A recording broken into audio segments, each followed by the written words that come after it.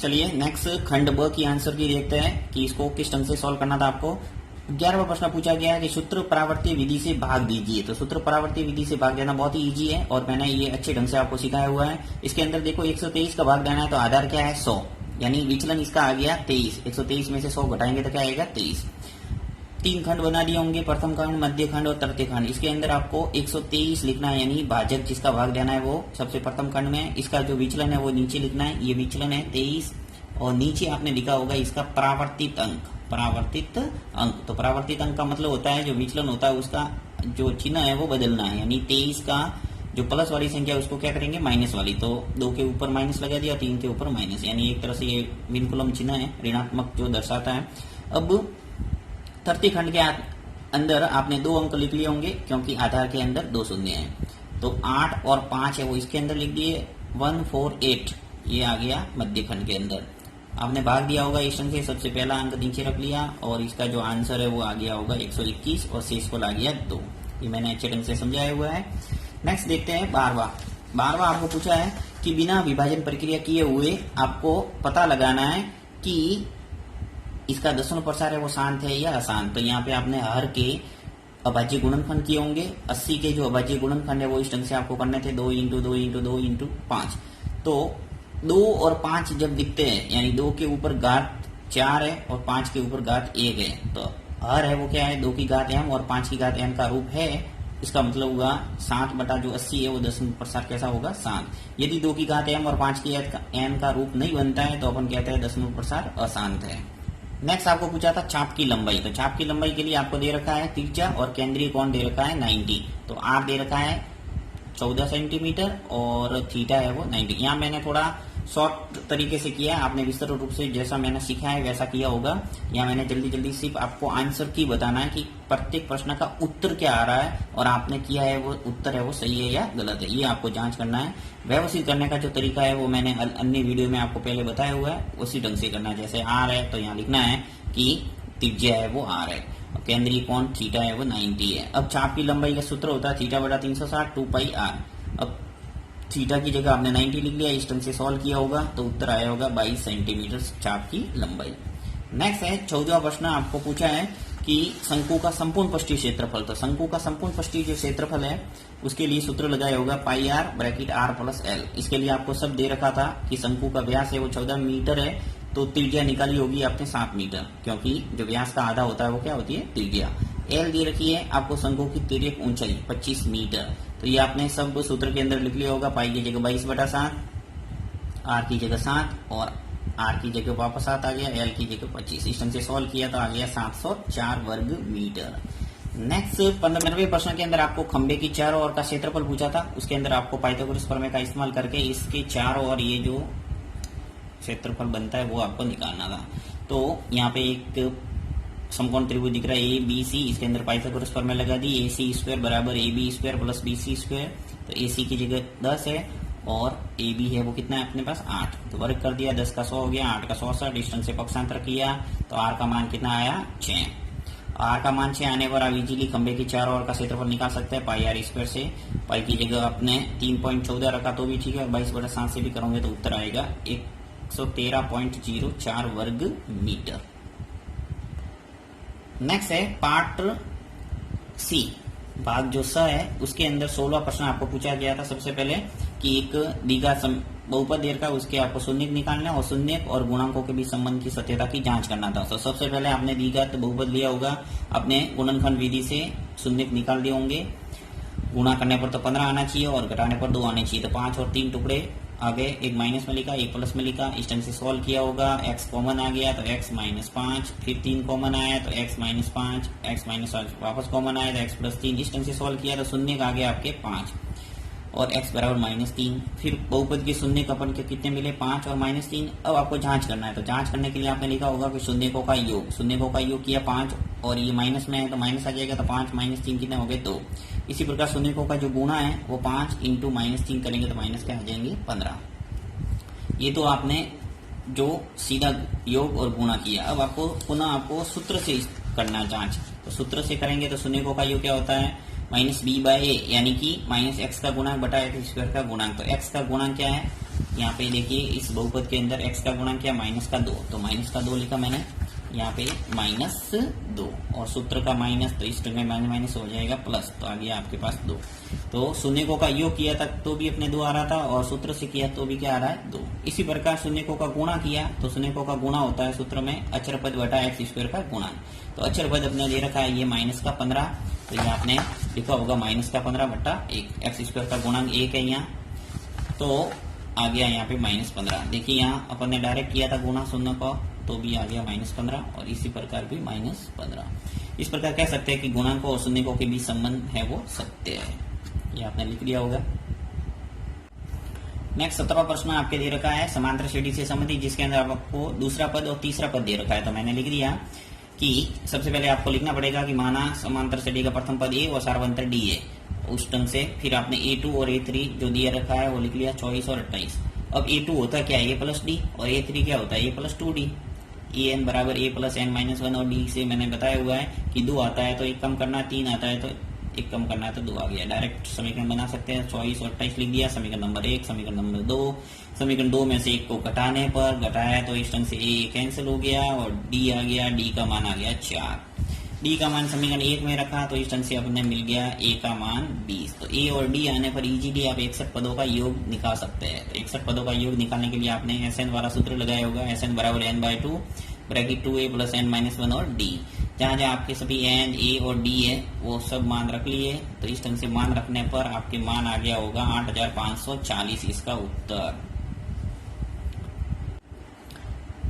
Next जो 18वां प्रश्न है वो आपके त्रिकोणमिति की जो ऊंचाई और दूरी वाला जो टॉपिक है उसमें से पूछा गया है कि पेड़ की ऊंचाई ज्ञात कीजिए और पेड़ है वो किस भाग से टूटा है, वो ऊंचाई आपको पूछा है। तो एच आपको निकालना था, तो मैंने यहाँ पे एक मान लिया कि माना पेड़ की ऊंचाई है वो क्या है, AD है। A से लगाकर D तक पेड़ की ऊंचाई मान ली, और वो कितनी 12 मीटर आपको दे रखी है।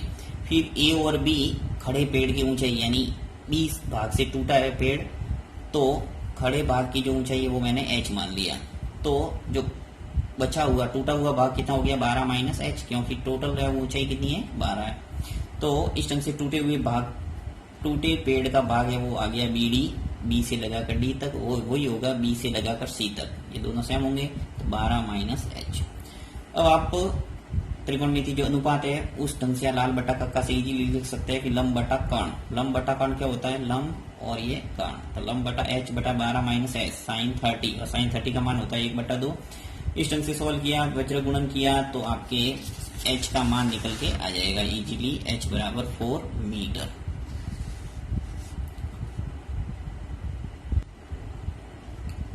नेक्स्ट आपको 19वां प्रश्न थोड़ा अच्छा दे रखा है। इसके अंदर बोला हुआ है कि दो त्रिभुज ABC और एक DBC जो एक ही आधार पर खड़े हैं, और आपको इस ढंग से चित्र दिया हुआ है। तो देखिए ABC और D एक डायग्राम बनाए, तो A, B और C जिसके अंदर आधार BC है। इस BC पर दो त्रिभुज खड़े, एक तो BAC और एक BDC। अब आपको सिद्ध करना है कि जो एरिया ऑफ ABC है, यानी त्रिभुज ABC का जो क्षेत्रफल है बट्टा त्रिभुज DB और C का जो क्षेत्रफल है, उनका अनुपात है वो AO बट्टा DO होता है, AO बट्टा DO। ये आपको प्रूव करना है। तो प्रूव करने के लिए आपने रचना की होगी, रचना AF शीर्ष लंब डाला BC पे, यानी कि जो AF है वो शीर्ष लंब किस पे डाला है, B और C पे, BC जो पूछा है उस पे मैंने एक शीर्ष लंब डाला। इसी प्रकार जो DE है, D से लगाकर E तक, ये भी मैंने शीर्ष लंब डाला BC पे। अब उत्पत्ति के अंदर दो त्रिभुज ले लिए मैंने कि त्रिभुज ABC और त्रिभुज DBC के अंदर ABC और DBC के अंदर क्या लिया मैंने, एरिया ऑफ त्रिभुज ABC और एरिया ऑफ त्रिभुज DBC 1/2 आधार इंटू ऊंचाई से, आधार है वो BC, दोनों के लिए सेम ही रहेगा, तो 1/2 BC कैंसिल हो गए, तो AF बटा DA। ये समीकरण नंबर आ गया 1। अब वापस अपन दो त्रिभुज ले रहे हैं, कौन कौन से, एक तो AFO और दूसरा त्रिभुज लिया है DE और O। अब इन दोनों त्रिभुजों के अंदर अपन क्या करते हैं, इन दोनों को समरूप है वो सिद्ध करते हैं। तो समरूप सिद्ध करने के लिए देखिए AOF ये बराबर होगा किसके, DOE के, क्योंकि दोनों ये एक दूसरे के क्या है, शीर्षाभिमुख कोण है, और शीर्षाभिमुख कोण क्या होते हैं, समान। तो मैंने लिख दिया कि AOF बराबर है DOE शीर्षाभिमुख कोण से। फिर देखिए जो कोण AFO है, यानी यहाँ 90 से लंब खींचा है, तो व्यवहारिक है कि AFO है होगा वो क्या होगा 90, और जो DEO है ये भी क्या होगा 90, तो दोनों प्रत्येक 90 है, तो ये मैंने बराबर कर दिया AFO और DEO बराबर क्या है 90। अर्थात किसी त्रिभुज के दो कोण बराबर है तो तीसरा कोण नेचुरल है कि बराबर ही होगा, यानी कि कोण कोण कोण समरूपता से हम कह सकते हैं कि जो AFO है वो समरूप होगा किसके DEO के। तो ये मैंने लिख दिया कि AFO समरूप है किसके DEO के। अब समरूप है तो उनकी जो संगत भुजा है वो क्या होगी समानुपाती। तो संगत भुजा मैंने कर दी, देखिए AF की संगत भुजा कौन सी होगी DE। तो ये मैंने लिख दिया कि AF बटा DE बराबर होगा किसके AO बटा DO। तो ये समीकरण 2, समीकरण 2 और का मान, ये जो समीकरण 2 है इसका मान समीकरण 1 में रख दिया कि जो AF और DE है, AF बटा D है वो किसके बराबर है AO बटा DO के। तो ये मैं सीधा लिख दिया कि एरिया ऑफ त्रिभुज ABC और एरिया ऑफ त्रिभुज DBC ये बराबर हो गया AO बटा DO। तो इजीली आप इस प्रश्नों को कर सकते थे। तीसरा प्रश्न इस ढंग से करना था कि आपको चित्र दे रखा है, इसके अंदर जो BC और CD है दो जीवा है, और यहाँ पे आपको दे रखा है समान जीवा है।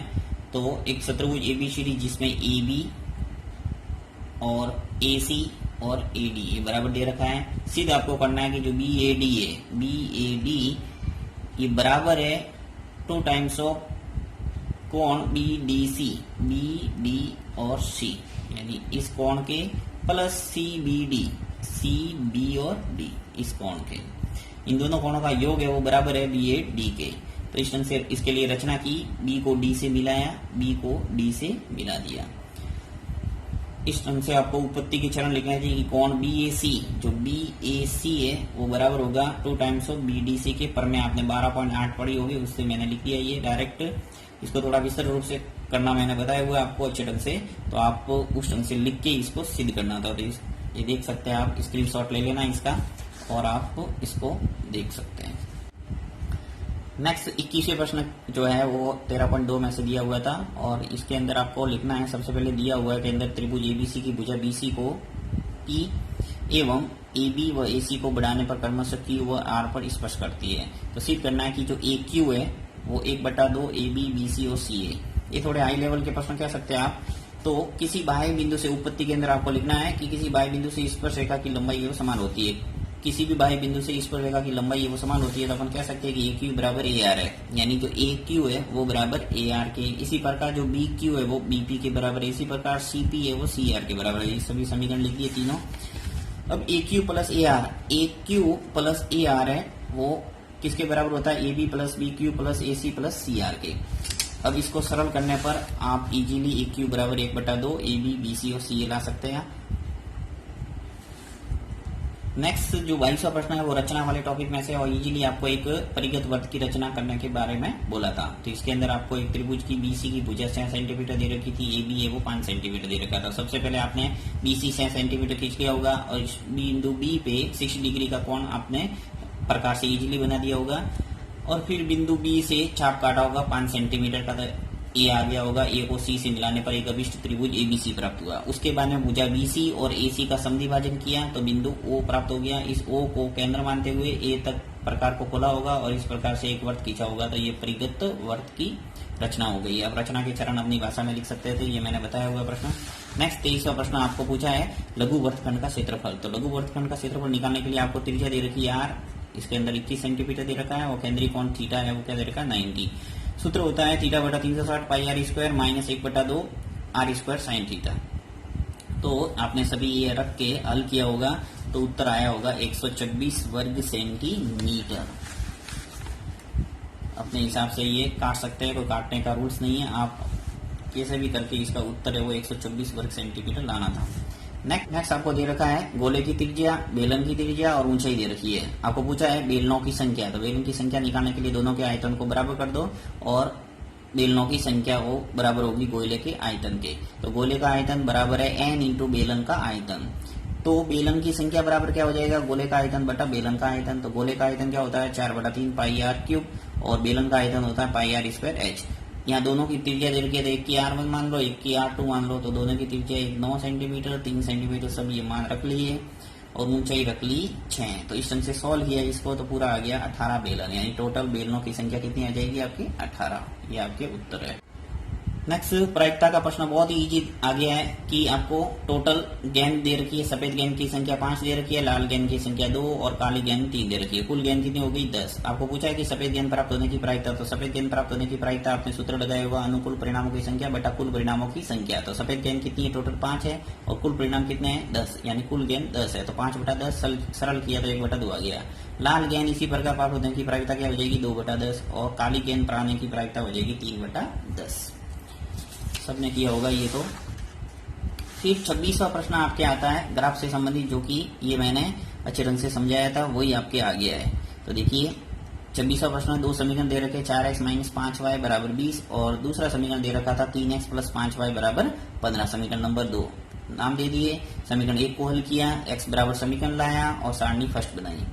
5 0 और 0 और -4, दो मान ही मैंने बोला था, दो मान ही निकालने हैं। फिर समीकरण 2 ले लिया 3x + 5y बराबर 15। यहाँ पर भी x बराबर मान लाया 15 - 5y बटा 3। समीकरण 4 नाम दिया, इससे समीकरण सेकंड लाई 5 0 0 और 3।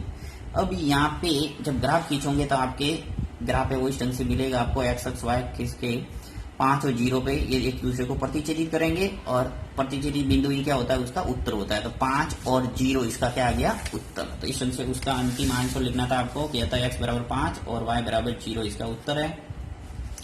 नेक्स्ट इसका जो एक समीकरण दे रखा था कि 4x + 3y बराबर m, तो आपने हल किया होगा x का और y का मान रख के, तो m का मान कितना आया होगा 20।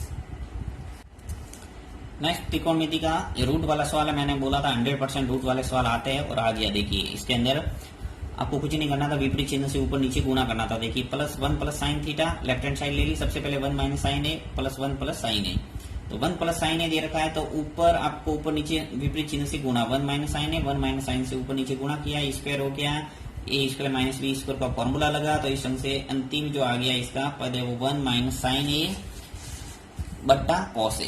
अब आपको ऐसा का ऐसा पद इसको भी सरल करने पर आना चाहिए। तो 1/sec a + tan a, इसको ले लिया राइट हैंड साइड में, तो 1/sec a + tan a। अब सरल किया, sec बराबर क्या होता है 1/cos a ले सकते हैं और tan क्या लिख सकते हैं sin बटा cos। लसप लिया नीचे नीचे तो cos a लसप हो गया 1 + sin a, तो ऊपर आ जाएगा घूम के, तो cos a आ जाएगा 1 + sin a। फिर यहाँ पर भी अभी तक देखिए पद हुआ नहीं है, सरल आया नहीं। 1 - sin a बट्टा cos a, और यहाँ है cos a बट्टा 1 + sin a। तो क्या करना पड़ेगा वापस विपरीत चिन्ह से गुणा। तो विपरीत चिन्ह से गुणा कर दिया। देखिए 1 - sin a, 1 - sin से ऊपर नीचे गुणा, तो नीचे आपके वही a² - b² का फॉर्मूला लगा और cos a का गुणा इससे करेंगे तो ऐसा का ऐसा।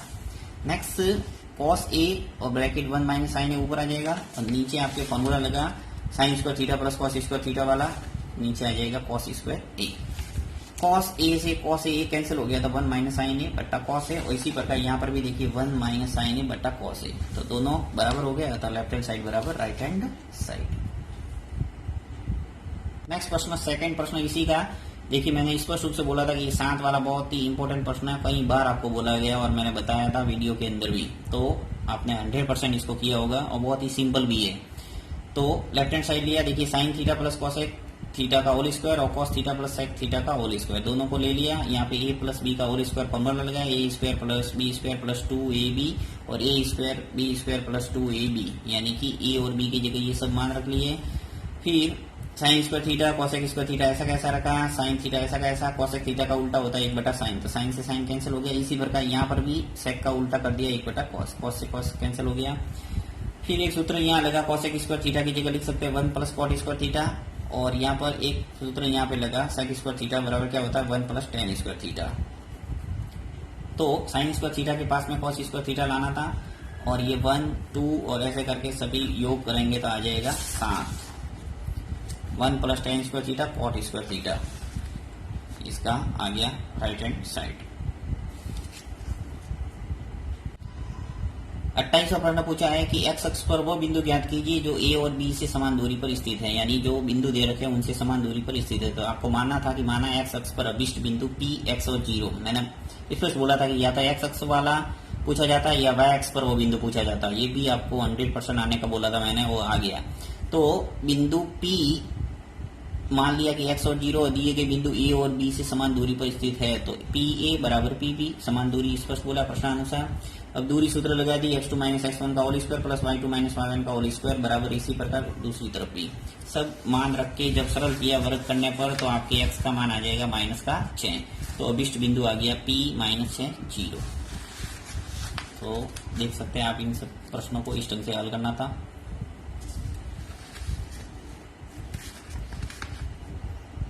नेक्स्ट 28 का सेकंड पार्ट बोला है वो किस अनुपात में विभाजित करेगा, यानी एक बिंदु दे रखा है वो दो बिंदुओं को मिलाने वाली रेखा को किस अनुपात में विभाजित करेगा। तो आपको ऐसे मानना था कि माना बिंदु P है, जो दे रखा है बिंदु वो मानना मैंने एक बिंदु P 7 और 6 है, वो दिए गए बिंदु A 11 8 और B 1 और 3 को मिलाने वाली रेखा को 1 के अनुपात में विभाजित करता है। और किसी ने M1 और M2 माना तो भी वो सही है, कोई भी मान सकते थे।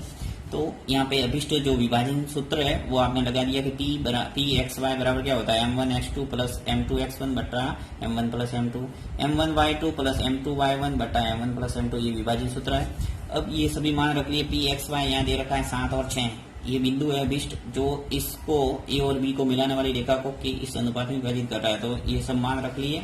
तो K के निर्देशांकों की तुलना कर दी बाद में, x निर्देशांकों की तुलना, आप y निर्देशांक की तुलना करोगे तो भी उत्तर आ जाएगा। मैंने यहाँ x निर्देशांकों की तुलना कर दी, तो 7 यहाँ से ले लिया और यहाँ से ये पहला निर्देशांक ले लिया, फिर वज्र गुणन किया, तो वज्र गुणन करने पर मुझे k का मान है वो इस ढंग से 2/3 प्राप्त हो गया।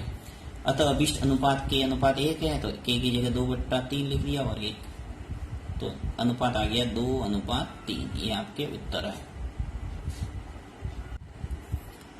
नेक्स्ट 29वां प्रश्न पूछा है कि किसी चाप द्वारा केंद्र पर अंतरिकोण वृत्त के शेष भाग पर अंतरिकोण का दुगना होता है। ये बहुत ही अच्छा प्रश्न है। तो देखिए यहाँ पे इस वृत्त के अंदर मैंने एक चाप लिया A और B द्वारा केंद्र पर अंतरिकोण कौन सा, एक तो AOB और दूसरा जो शेष भाग पर अंतरिकोण है वो ACB है।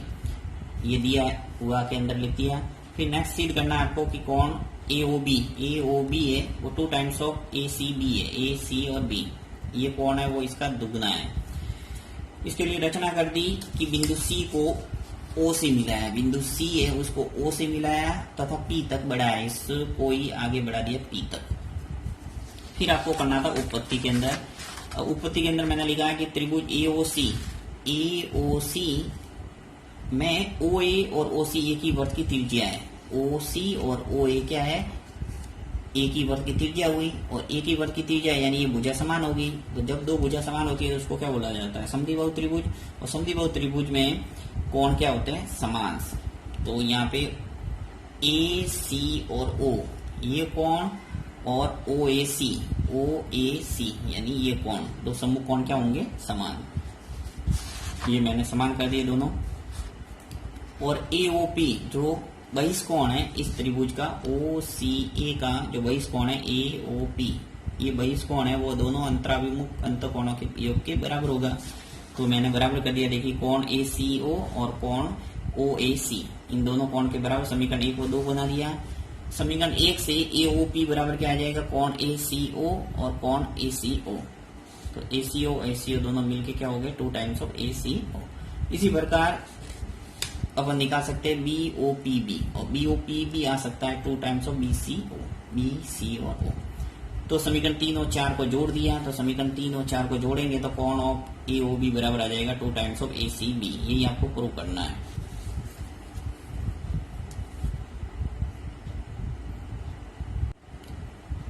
नेक्स्ट देखिए 30वां प्रश्न आपको एक तो समांतर माध्य पूछा और एक बहुलक पूछा है। तो सबसे पहले समांतर माध्य जैसे अपन निकालते हैं तो यहाँ पे आपको प्रत्यक्ष विधि से भी कर सकते थे, कल्पित माध्य विधि से भी कर सकते थे। मैंने जो प्रश्न बताया था वही इसके अंदर प्रश्न आ गया है। वहां पे मैंने कल्पित माध्य विधि से आपको माध्य निकालना सिखाया था। यहाँ पे आप जैसे प्रश्न के अंदर नहीं बोला गया था कि कल्पित माध्य ये और ये आप कल्पित माध्य विधि से कीजिए, तो किसी भी विधि का इस्तेमाल कर सकते थे, प्रत्यक्ष विधि, कल्पित माध्य विधि और पद विचलन विधि। आपके उत्तर है वो सेम आएगा सबके अंदर। तो यहाँ पे मैंने प्रत्यक्ष विधि का इस्तेमाल कर दिया। देखिए कैसे कि सबसे पहले वर्ग दे रखा है और FI दे रखा है, दोनों दे रखे थे। मध्यमान आपने निकाल दिया 5, 15, 20, 35 और 45।